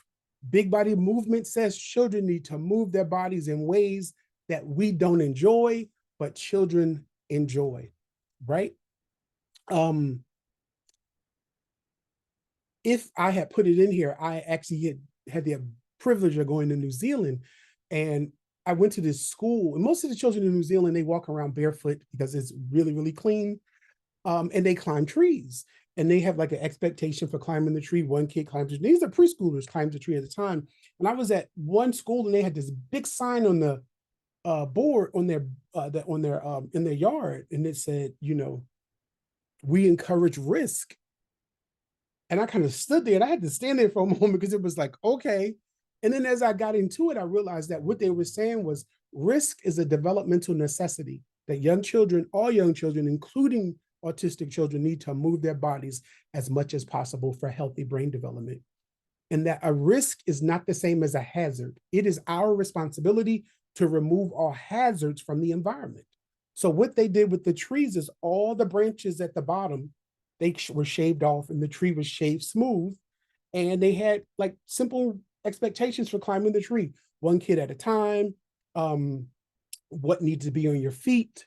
You needed to climb the tree, don't climb no further than this. Real simple. That was a risk that they encouraged. The hazards are things that actually we don't want children to engage in at all. So we want to remove them from the environment. So our environments here in the United States say plugs should be covered in early learning settings. We should have the sockets covered so that children can't go put their fingers in it.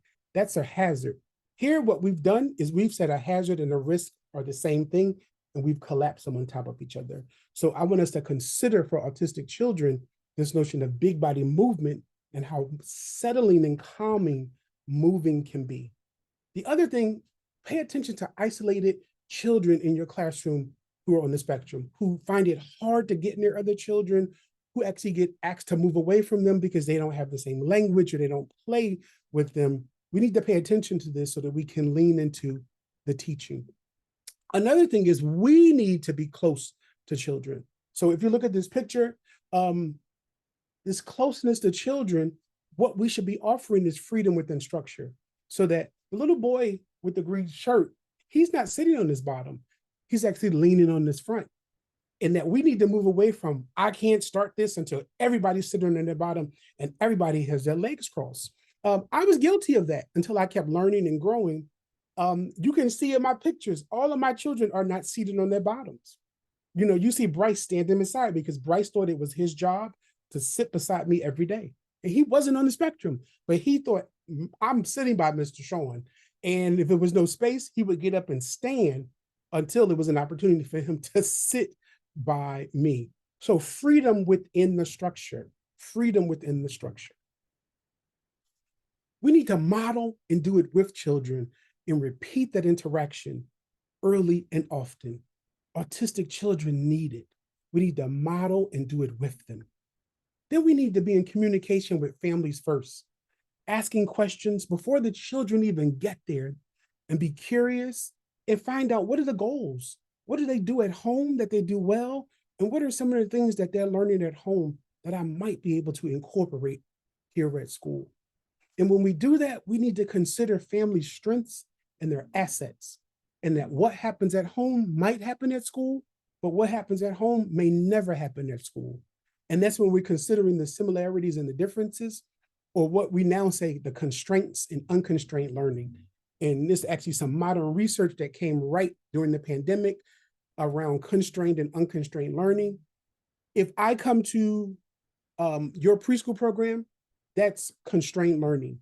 If I'm at home with my abuelita and she's reading me a book, that's unconstrained learning. So typically at school is constrained learning, at home is unconstrained learning. And we need to value both. What we did at the pandemic was everything we were doing in preschools, we tried to tell parents and families to do it at home, and we actually caused them more stress. And this is particular for children on the autism spectrum. You need to think about the sensory inputs. While they're important for young children, some things are completely sensory overloads. There's completely sensory overloads. When I when I directed a program in San Francisco, I remember going into the toddler room one day. I had bought this little microwave from Lakeshore. You know what you know until you know better. And you would press it and it would just go around in a circle. I happened to walk into Meredith's classroom and there were about 4 toddlers doing like this. It was so disturbing to see. They were like frozen, just watching it go in a circle. So I remember looking at Meredith and she looked at me like, yeah, you bought this crap. Like, I gotta deal with this every day. So I was like, they were receiving sensory input, but they were not actively engaged. So when they left, I unscrewed the back and I broke the plug and I screwed it back and put it back. Then Meredith was like, it's not working anymore. She said they play with it, but they put stuff in it and they pull it out, but it's not spinning anymore. I waited about 3 months before I told her. I said, I broke it. And we had a conversation around the sensory input that they were getting from it was not helpful to them. So think of your children on the autism spectrum and what sensory inputs are they receiving that are not good for them. Even though they might be cute and it might be the latest thing, it might not be the best thing for them. In physical activity, some of your children may be receiving OT. Much of the OT, you probably see them sitting down. I know that was my issue. You're the occupational therapist. Why are you bringing them out of my classroom to sit them over here at the table? Shouldn't you be moving their bodies around? Everything isn't about holding a pencil. They're not in kindergarten yet. And then consider the 8 senses that children have. They're not just 5, they're actually 8. This is a whole nother training in and of itself. Me, Catherine, and Leah may talk and they may want to offer this later, but I want you to dig deeper into, as it pertains to you supporting children on the autism spectrum, the 8 senses. But then some people say they're not just 8, that the sense of pain and the sense of temperature are additional senses. How are these showing up in the young children in your classroom or your communities who are on the autism spectrum? All right.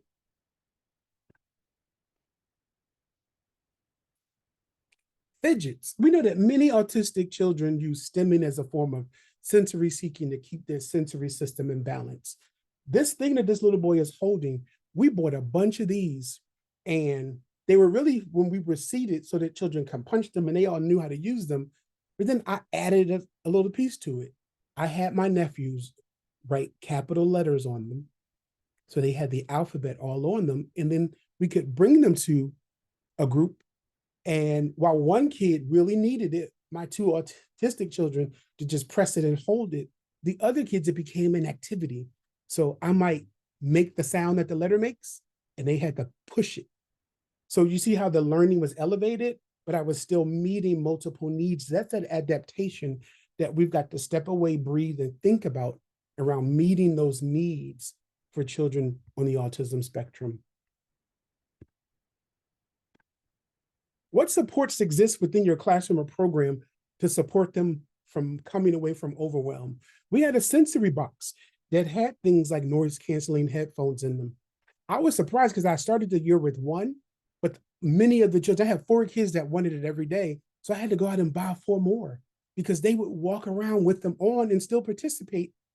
And you couldn't hear anything. And I was like, wow, there's not one kid in here, but I got 4 kids that want this every day. As much as possible, if you were in a position or if you have to talk to someone, can you start your day outdoors with your children so that they see those colors in nature? They see green grass, the blue sky, and the brown trees. Yeah, all colors are found in nature, but we're talking about the broadness of the grass, the broadness of the sky, the broadness and expansiveness of a brown tree trunk and those brown leaves that grow from it. This notion of sitting and standing. We oftentimes encourage children to sit when developmentally they want to stand.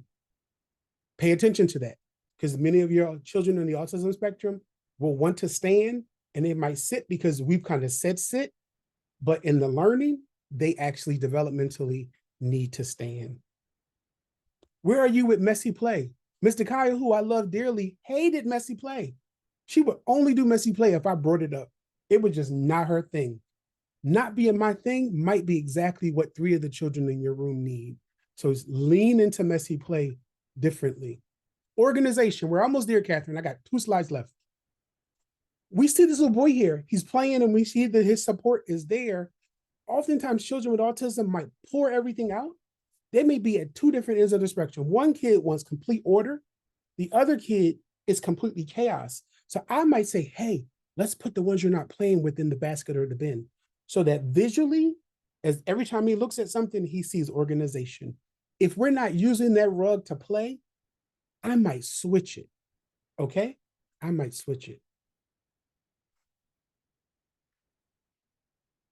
So we're gonna end with infants and toddlers. Start paying attention to children in the earliest years of their lives, in those first 2 years. You know, are you observing and noticing for those developmental progressions? Are you having conversations with parents and families? Are you using something like the ASQ? Are you reaching out to First Fives, Help Me Grow? Are you connected to those pieces? Have you embedded ASQs into your program when you enroll families just as a marker to screen children?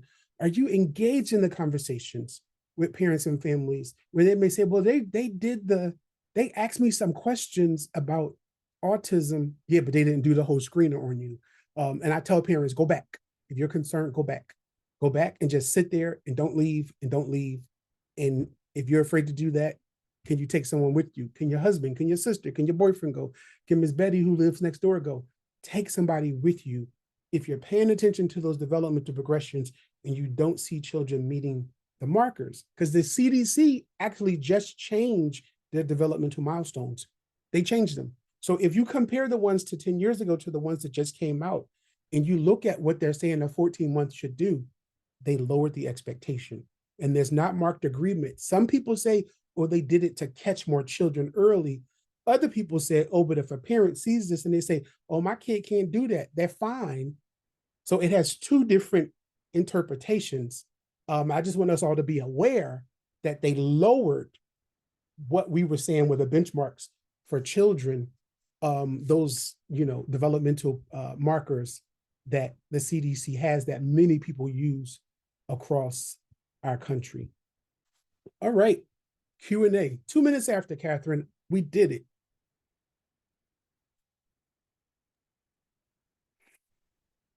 Nora, you said, can I elaborate on the due process? So due process basically is if a child has an IEP, because it's a legal document, it's a federal legal document that comes from the federal government in DC. Due process says this document demands that my child receive services, and that if due process isn't happening, I need to take legal action so that due process can happen. There are people who specialize in special education law. Most people don't know this. I had to do this with my cousin for her son Uriah. The first time they did it, they said he didn't qualify for speech. I wasn't there. I said, make the appointment again, because she was still concerned. I said, the moment you make the appointment, tell me. She was living with me at the time. Because when he was 2, they said he didn't qualify. And he had turned 3 and she was still concerned. Rightly so. I said, when you make the appointment, tell me. I'm going to put it in my calendar so that nothing else happens that day, and I'm going to go with you. Him and I went. They asked me who I was. I said, the cousin. I could have clearly said that I was his parent, but I don't need to lie. They didn't want to let me in the room. So I sat in the doorway. The special education teacher talked to her, and the speech therapist was testing him. So I'm watching what she's doing, and I say, excuse me, we don't have an issue about his cognitive abilities. We're here about his expressive language. When he talks, he's getting really conscious that we don't understand, and he's becoming frustrated. So I'm making a straight line to challenging behavior that we want to avoid. So she says, well, we've got to do them in all the ways. I said, yeah, but you're spending a lot of time on his cognitive ability. And I gave her the example. I said, when he was 2, we were at his grandmother's house, and I gave him a 3-step direction, and he fulfilled it. That is not why we're here. We're here about his language. I didn't tell her where I worked. I actually showed up looking, I had on a hoodie and some sweatpants and some boots. I did that intentionally. 2